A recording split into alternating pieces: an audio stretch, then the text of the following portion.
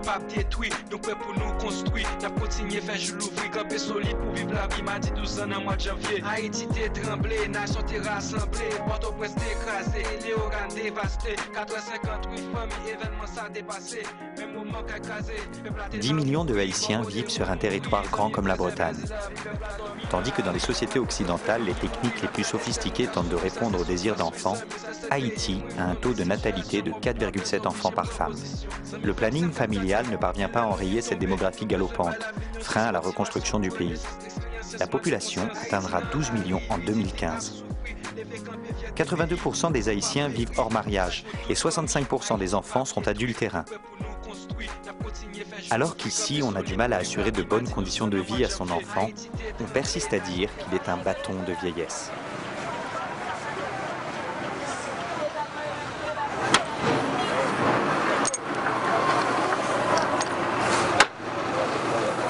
Première fille, il y a un timoun. Deuxième fille, il y a 3 timouns. Malgré ce 3 timouns, il y a un problème. Troisième fille, il y a 2 timouns. Quatrième fille, il y a un timoun. Papa me dit qu'il y a 21 petits à 7 mamans. Ça, c'est l'histoire. Paris, peut-être de Paris. Ok, papa me dit 21 petits à 7. C'est ça, monsieur, qui a aidé l'aider. Ça n'a pas aidé, il a gagné, fait peut-être. Depuis elle a aidé 10 ans, moi qui ne peux pas continuer l'école. Ok, Woni, pour qu'il soit au fait 5 timouns. C'est une folie. Avec deux méthodes là qu'on a là, on ne va pas faire petit monde encore. On n'a pas encore une méthode dans le moment ça. Une méthode qu'on a là, pour suivre une méthode là, on va obliger aussi lui. Même quand on s'est péché Dieu, pour qu'à consoler d'abord, c'est caresser pour obliger caresser lui. Comme si on a fait journée sans manger. Depuis qu'il y a des autres. On va obliger caresser lui. Il est plus important pour l'homme haïtien de faire état du nombre de ses enfants plutôt que de s'enorgueillir de la qualité de l'éducation qu'il a pu apporter à l'un ou à l'autre de ses enfants. Et nous avons aujourd'hui en Haïti l'expérience d'au moins, je dirais, 2 générations d'enfants des rues et de fait, la rue devient la rue des enfants. Et lorsqu'ils ne sont plus des enfants et qu'ils deviennent adultes et qu'ils ont été complètement laissés pour compte, cela entretient, si vous voulez, une atmosphère, un climat d'insécurité, d'insalubrité sociale au niveau de la population dans les villes qui est assez conséquente. S'interroger sur une nouvelle façon de faire des enfants entraîne naturellement à se questionner sur la filiation et sur l'éducation. Polygame et patriarcale, la société haïtienne est paradoxalement matrifocale, car centrée autour de la mère. Elle assume seule les responsabilités familiales, alors que l'homme a le pouvoir économique et social. Les hommes sont dans la polygamie. Légalement, la polygamie n'est pas reconnue, mais socialement, elle est parfaitement reconnue et admise. Par contre, contrairement à des modèles africains que l'on connaît, il n'y a pas de cohabitation des époux, jamais.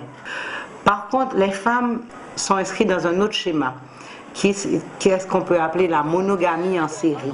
Donc, elles sont plus généralement monogames, mais de courte durée. Ça veut dire, je suis avec vous, j'ai un gosse avec vous, pendant, ok, ça dure 50-10 ans, ou bien moins. Après, j'ai un autre conjoint, avec lequel je vais avoir des enfants. D'où cette mosaïque dans les familles où on a une femme avec plusieurs enfants, mais ils sont tous de pères différents. Les femmes, en particulier, se sont accommodées de cette vacance, de cette absence de responsabilité des hommes, pour parfois se mettre ensemble et élever leurs enfants en dehors de toute référence paternelle. Et ce qu'il faut savoir, c'est que ça ne veut pas dire qu'il n'y a pas de figure paternelle. Souvent, c'est l'oncle. Et ces femmes, souvent, se passent totalement, on va dire, d'hommes, y compris, je dirais, en termes de relations physiques. Hein. Alors parfois, elles peuvent avoir des relations homosexuelles, mais ce n'est pas tellement la question. Ce qu'il faut voir, c'est qu'elles s'associent souvent pour renforcer leurs moyens, pour mutualiser certains éléments.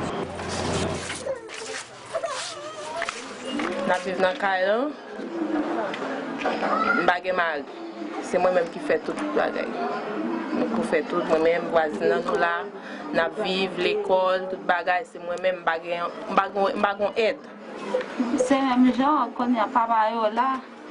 Papa est sorti, mais papa est en dehors. Et puis, l'aime venir dans la cour, et puis, façon que nous connectons nous ensemble. Et si nous avons un monsieur tellement vagabond dehors, je dis avant, demain si vous vivez, je n'ai pas l'autre fille, demain si vous vivez, je n'ai pas l'autre fille. Bon, on ne peut pas connaître ça pour ça. On est obligé de camper seul. Toute femme, nous connaissons toute femme, c'est combattant, toute femme, c'est potomitan. Quand pile mesdames dans le boucle là, comme ça, il n'y a pas de monde. En 1804, Haïti devient une république indépendante, après 2 siècles régis par le Code noir. Le déni de paternité imposé par la société esclavagiste a durablement marqué la structure familiale. La matrifocalité en Haïti n'est pas une conséquence des héritages africains, qui sans doute ont joué également leur rôle, mais est véritablement une conséquence de la structuration même de l'atelier, de l'habitation coloniale, les principes du Code noir. C'est que l'enfant qui naît sur une propriété, l'enfant qui naît dans une habitation coloniale, comme on disait à l'époque, est automatiquement propriété du maître. Donc cela dédouane et décharge de fait le père biologique de toute forme de responsabilité morale ou spirituelle par rapport à sa progéniture. Donc c'est la mère qui va de fait élever physiquement cet enfant. Et l'habitude s'est prise donc, sur au moins 150 ans, le temps qu'a duré donc, la colonisation effective d'Haïti par la France. L'habitude s'est prise pour les hommes de ne pas se sentir impliqués dans l'éducation, et cela c'est tout simplement continuer au lendemain de l'indépendance. Que disait le Code noir?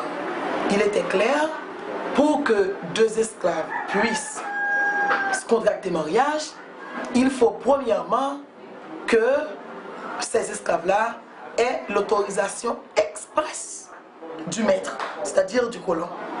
Et deuxièmement, on nous a imposé la religion catholique.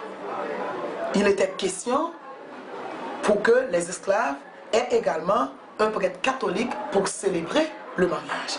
On avait refusé complètement parce que de par notre origine, il s'agissait du vaudou.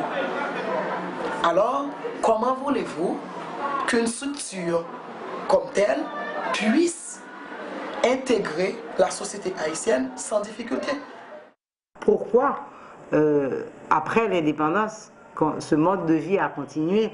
Eh bien, il a continué parce que malgré l'indépendance, le mode de gestion politique et de gestion économique a continué à impliquer la même chose.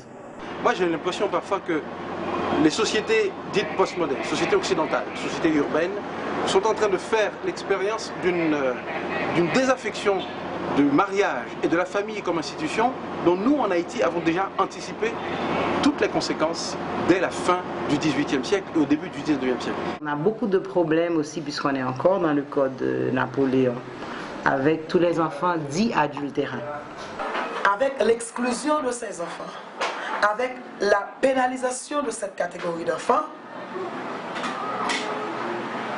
le fait social devient un phénomène. Et maintenant, dans cette société, on compte plus de 65% d'enfants vivant dans cette situation. Et je me rappelle d'un témoignage d'un député homme qui avait dit le jour du vote: Gérandal, je suis venu voter la loi sur la maternité et la paternité responsable. Et sans débat. Je lui ai dit, mais pourquoi? Il dit, je suis une victime de cette société. Il m'a dit que sa belle-mère avait l'habitude de le traiter comme tu es un bâtard. Dans la réalité haïtienne, il y a un mot humiliant. Le caca sans savon. Il m'a dit, on doit en finir. On est en 2010, surtout avec la reconstruction de ce pays. La reconstruction ne doit pas être seulement économique, elle doit être sociale. Bébé cap caleti, on derrière ça venait qu'à parler. Ouais, on bébé cap caleti, on même des magères, ici quand on compte c'est ici, à chercher boulot ici pour danser avec. Si ça venait qu'à parler, ouais, on bébé cap caleti, on derrière ça venait qu'à parler.